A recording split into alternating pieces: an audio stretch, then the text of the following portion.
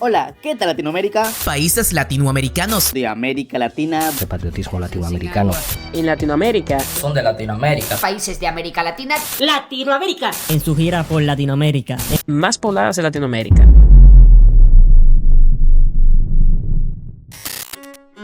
España, finales del siglo XVIII, con territorios que se extendían desde las Filipinas hasta la Tierra del Fuego, dominando los océanos y controlando las rutas comerciales del mundo. Durante más de 3 siglos, la monarquía hispánica había construido un vasto sistema de virreinatos y provincias ultramarinas, donde el mestizaje, la evangelización y el desarrollo urbano fueron la norma.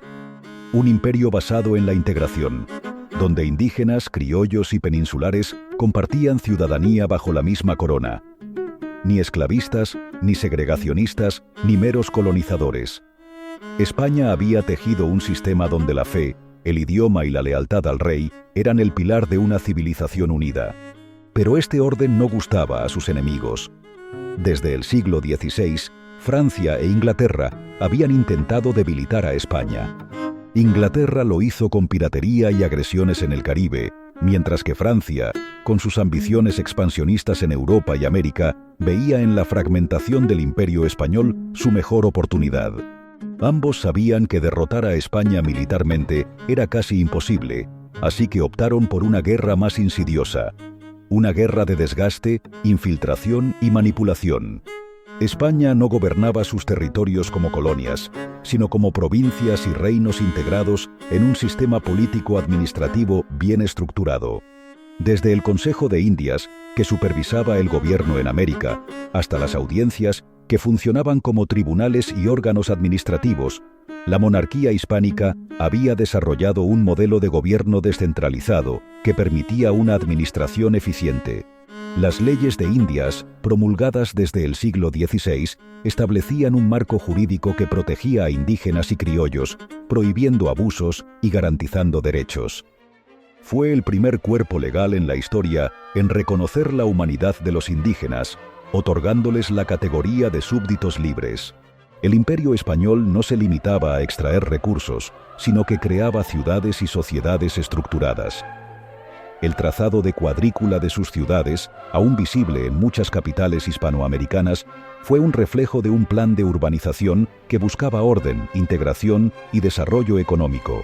Mientras Londres y París eran centros de insalubridad en el siglo XVIII, ciudades como Ciudad de México y Lima eran consideradas las más sofisticadas del mundo. En cuanto al comercio, el Imperio español había diseñado un sistema económico global, con rutas comerciales que conectaban Europa, América y Asia. Gracias a la carrera de Indias y el sistema de flotas y galeones, las riquezas fluían de manera regulada, asegurando estabilidad y crecimiento en las ciudades del Nuevo Mundo. La plata de Potosí y Zacatecas, la producción agrícola de los virreinatos y el comercio con Filipinas y China a través del galeón de Manila convirtieron a la hispanidad en el motor de la economía global. Para 1790, Lima y Ciudad de México rivalizaban en riqueza con cualquier ciudad europea. Además, Buenos Aires se consolidaba como un puerto clave del Atlántico. El comercio no solo enriquecía a España, sino que beneficiaba directamente a los virreinatos. Mientras los imperios británico y holandés explotaban sus colonias con un modelo de segregación racial y económica, España permitía la movilidad social y la participación de criollos e indígenas en la economía imperial. Pero esta prosperidad también atrajo la codicia de sus enemigos. Inglaterra, incapaz de derrotar a España en los campos de batalla, cambió de estrategia: romper el imperio desde dentro. Mientras España luchaba contra la invasión francesa, sus enemigos aprovecharon el momento para atacar desde otra dirección: la fragmentación interna de la hispanidad.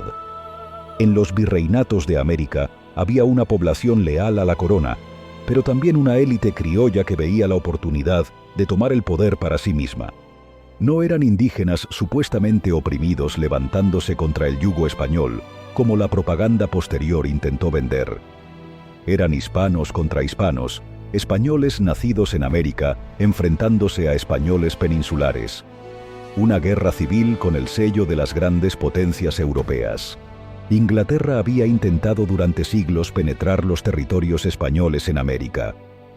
Desde la piratería de Francis Drake en el Caribe hasta el fallido intento de invasión de Buenos Aires en 1806 y 1807, los británicos sabían que los virreinatos era demasiado fuerte para vencerla con las armas. Hasta 1808, los virreinatos no tenían grandes movimientos independentistas. Las ciudades más ricas del mundo en ese momento eran hispanoamericanas. Pero cuando los criollos vieron la oportunidad de tomar el poder, utilizaron la excusa de la libertad para apoderarse de las estructuras del Estado.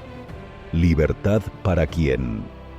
No para los indígenas, que bajo la monarquía hispánica tenían sus propios jueces, leyes y tierras protegidas, pero que tras la independencia vieron cómo sus derechos fueron eliminados por las nuevas repúblicas. No para los mestizos, que perdieron las posibilidades de ascenso social que antes les permitían las instituciones imperiales. No para los pueblos en su conjunto, que pasaron de formar parte de un sistema organizado con una economía fuerte a una serie de estados débiles. ¿El resultado? Inglaterra y Francia lograron lo que no pudieron con las armas: desmantelar la economía hispana y convertirla en dependiente del capital europeo. Los nuevos gobiernos criollos no trajeron prosperidad, sino corrupción, caudillismo y guerras internas sin fin. Pero la ofensiva de Francia no terminó ahí. Si no podían gobernar América con soldados, lo harían con la cultura y la propaganda. Y así nació el mayor daño a la hispanidad: la invención del término latino. Este término fue mencionado por Michel Chevalier en 1836 para justificar la presencia de Francia en América como una potencia latina, confirmándose en 1856 por Napoleón III, cuando promovió la idea de América Latina para legitimar la intervención francesa en México. Hasta entonces, los ciudadanos que habían formado parte de la monarquía hispánica se identificaban como hispanos. La idea de que eran parte de algo latino fue un movimiento político e ideológico de los franceses para justificar su intervención en el continente. En 1861, Napoleón III ordenó la intervención militar en México con la excusa de recuperar deudas pendientes.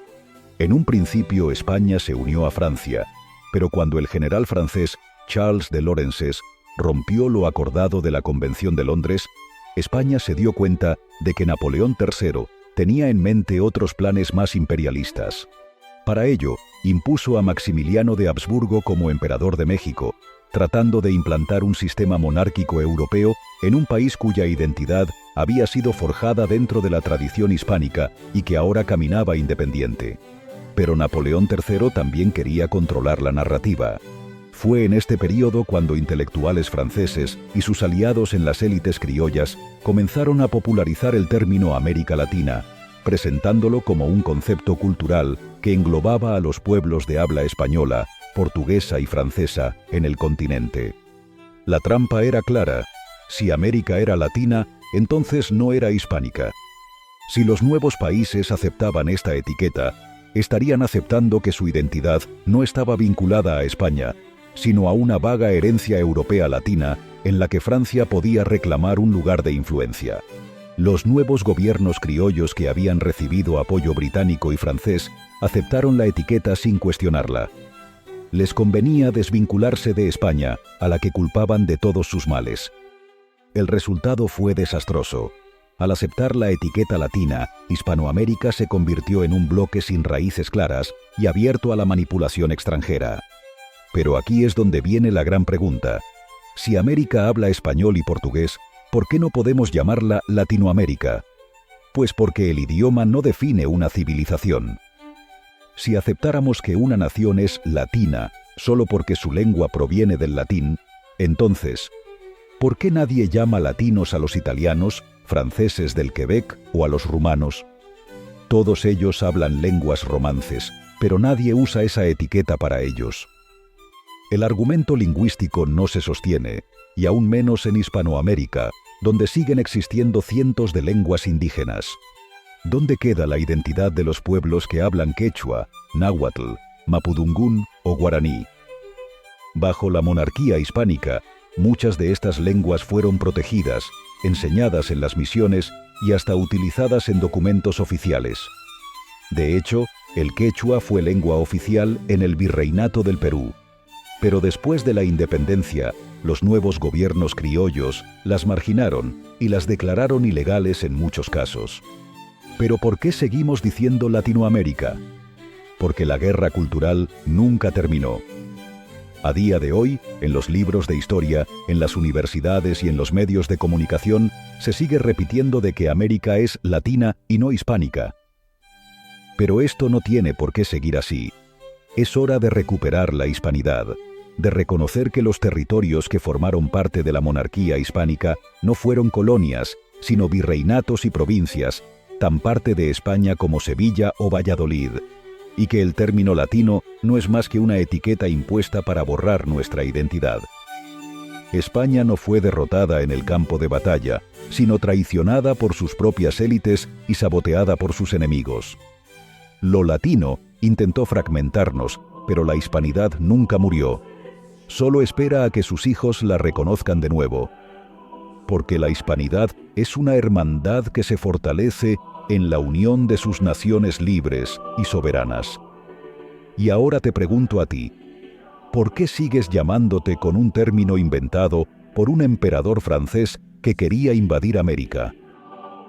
Espero que te haya gustado el video, y si quieres apoyar a este canal, hazte miembro exclusivo donde con una pequeña aportación mensual harás que pueda continuar creando videos. Vuestro amigo siempre de Historia Hispana.